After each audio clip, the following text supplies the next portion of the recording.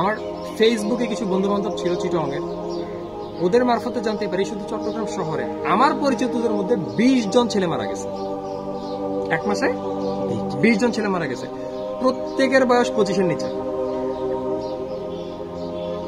এর মধ্যে মাত্র একজন বাইক অ্যাক্সিডেন্টে মারা গেছে, যেটাকে তোমরা দুর্ঘটনা বলো। আর 19 জন মারা গেছে নিজের বিছানায় শুয়ে। 20 জন ভাই 25 বছরের নিচে বয়স, তাদের সামনে একটা সুন্দর ভবিষ্যৎ ছিল, তাদের সামনে যে তোমাদের হিসেবে একটা গোটা জীবন পড়েছিল। 20 জন এক মাসে, শুধু আমার পরিচিত। ইন্নালিল্লাহ। আজকাল আমরা দুনিয়ার মোহে আটকে আমরা আমাদের অরিজিনাল, আমাদের যে গন্তব্য সেটা থেকে আমরা সরে যাচ্ছি। এখন পর্যন্ত তুমি একটা মানুষ দেখো যে পৃথিবী থেকে যাওয়ার সময় 5,000 কোটি টাকা নিয়ে যেতে পারছে। একটা মানুষ দেখাও যে নিজের প্রিয় গাড়িটা নিয়ে যেতে পারছে কবরে। একটা মানুষ দেখাও যে নিজের ওয়াইফকে খুব ভালোবাসতো, সুন্দরী ওয়াইফ, তার ওয়াইফ তার সাথে কবরে গেছে। নো, এটাই অনিবার্য সত্য, এটাই অনিবার্য সত্য, যেটা থেকে আমরা পলাইতে চাই। তো আল্লাহ সুবহানাহু ওয়া তাআলা কোরআনে বলতেছে, তুমি যতই সুদৃঢ় প্রাচীর তৈরি করো আর যত উচ্চ উপত্যকায় লুকাও, আল মাউত, মৃত্যু তোমাকে খুঁজে পাবে। Surely, surely. Even I have a news for you. আজকে সকালে আলী, তুমি, মোহন, আমি, আমরা সবাই আজকে সকালে আমরা মৃত ছিলাম। আজকে সকালে আমরা কি ছিলাম? মৃত ছিলাম। ঘুমের দোয়া, ঘুমানোর আগে আমরা কি দোয়া করি?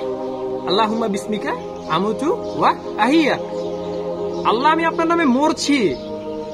আল্লাহ, আমি আপনার নামে মরছি। আপনি জীবিত করলে জীবিত হবে। এই মৃত্যুর পরে আমাদের জীবন কে ফেরত দেবে? আর আমরা ভাবতেছি আমাদের কাছে অনেক সময় আছে। 20 জন ভাই, 20 জন যুবক যে 25 বছরের নিচে, শুধু চট্টগ্রাম শহরে আমার পরিচিত, এক মাসে মারা গেছে। হয়তো তারাও প্ল্যান করছিল কালকে থেকে নামাজ পড়বো, তারাও প্ল্যান করছিল 50 বছর হজে যাবো, সব গুনাহ মাফ হয়ে যাবে। ইভেন আমরা বাংলাদেশের সবাই এটাই কিন্তু চিন্তা করি। আমাদের ইয়াং বয়সটা আমরা একটু চিল করি, এটা চিল করার বয়স। 40 বছর, 50 বছর, 60 বছর পর্যন্ত হায়াত পাবো, এরপর হজ করবো, দাঁড়িয়ে রাখবো। ভাই, কে তোমাকে এই মানে নির্দিষ্টতা দিল? কে তোমাকে এটা নিশ্চয়তা দিল যে তুমি 70 বছর বাঁচবা? সহিহ হাদিস, একজন সাহাবী, খুব সম্ভবত সাআদ বিন মুয়াজ, যদি আমি ভুল না হই, তরুণ সাহাবী, 30 বছর বয়সে ইসলাম গ্রহণ করছে, 36 বছর বয়সে তিনি মারা গেছে। উনি এত কিছু করছে ইসলামের জন্য। 6 বছরে আল্লাহ সুবহানাহু ওয়া তাআলা 70,000 ফেরেশতা নাজিল করছে ওনার জানাজায়। 70,000 ফেরেশতা। এই সাআদ বিন মুয়াজকে মাটি চাপ দিছে কবরে। এই সাআদ বিন মুয়াজ কি চাপ ভাই? এমন চাপ, বর্ণনা আছে, এই চোয়ালের হাত ওই চোয়ালে ঢুকে যাবে, চোখ বের হয়ে যাবে, তোমার কোনো অস্তিত্ব, ব্রেন বের হয়ে যাবে, তোমার কোনো অস্তিত্ব রাখবে না মাটি। আল্লাহ রাসূল সাল্লাল্লাহু আলাইহি ওয়াসাল্লাম বলতেছে, যদি কেউ মাটির চাপ থেকে বাঁচতো সেটাই সাদ বাঁচত। যেহেতু সাদ কেউ মাটি চাপ দিছে, আমাদেরকেও এটাই অপেক্ষা করতেছে আমাদের জন্য। বনু ইসরায়েলের একজন নবী আল্লাহকে বলতেছে, আল্লাহ, মানুষ যে মারা যায় তার কি হালচাল আমি দেখতে চাই, একটা মৃত মানুষের হালচাল আমি দেখতে চাই। আল্লাহ সুবহানাহু ওয়া তাআলা সেই নবীর দোয়া কবুল করছে। তো উনি একটা কবরের পাশে গিয়ে বলছে, আল্লাহর নামে ওঠো। সেই ব্যক্তি উঠছে, সেই লাশ উঠে গেছে। সুবহানাল্লাহ। সেই লাশ এভাবে কাঁপতেছে ভাই, যে মৃত ব্যক্তি সে কাঁপতেছে। তো নবী বলতেছে, কি ব্যাপার, তুমি কবে মারা গেছো, কি হালচাল? বলছে, আমি 1000 বছর আগে মারা গেছি। কত আগে? 1000 বছর আগে মারা গেছে। ঠিক আছে, তুমি কাঁপতেছো কেন? কবরে কি বেশি আযাব? তুমি কাঁপতেছো কেন? সে লোক বলতেছে, ইয়া নবী, আপনি কবর আযাবের কথা বাদই দিন। আজরাইল আমার সামনে যে সুরতে আসছিল, মৃত্যুর সময় আজরাইল যে সুরতে আমার সামনে আসছিল, ওর ফেস আমি এখনো ভুলতে পারি নাই। 1000 বছর কবরে থেকে আজরাইলের সুরত আমি ভুলতে পারি নাই। আমি এখনো ভয় কাঁপতেছি। ভাই, এটা আমাদের সবার জন্য অপেক্ষা করতেছে। কেউ কি মৃত্যু থেকে পালাইতে পারবে? ওয়াল্লাহি সম্ভব না। এটা আল্লাহর কসম, যদি মৃত্যু থেকে কেউ বাঁচতে পারতো সেটা একটা মানুষ পারতো, মুহাম্মদ সাল্লাল্লাহু আলাইহি ওয়াসাল্লাম। ইভেন তাকেও মৃত্যু গ্রাস করছে। আমাদেরকে কোন জিনিসটা মৃত্যু থেকে গাফিল করে রাখে ভাই?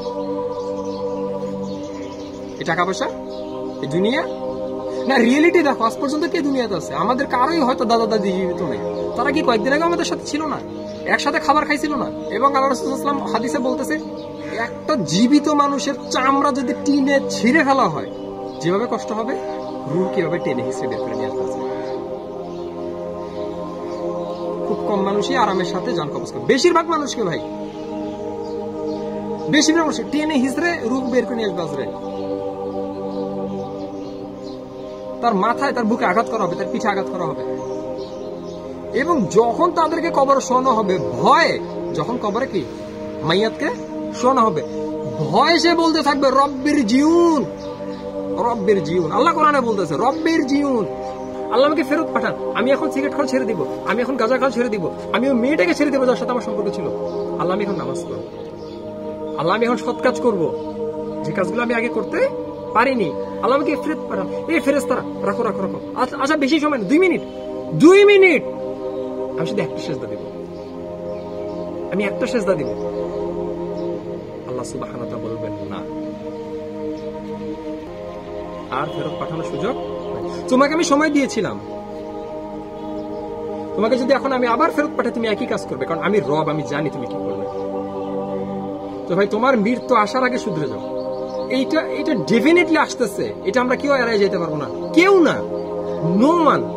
আজ পর্যন্ত কেউ পারছে? কোন রাজা, কোন নবী, কোন রাসূল, কেউ পারছে? কোন জিন, কোন প্রাণী?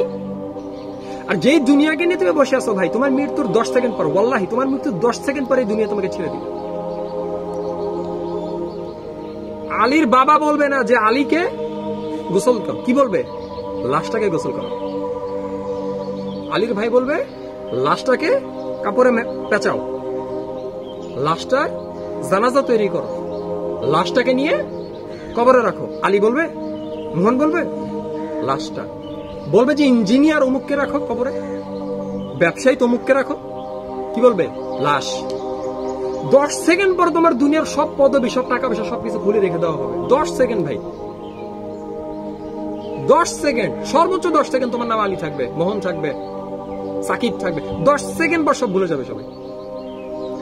তোমার সন্তানরা বলবে লাশটা তাড়াতাড়ি দাফন করেন, আমার বাবার পচে যাচ্ছে।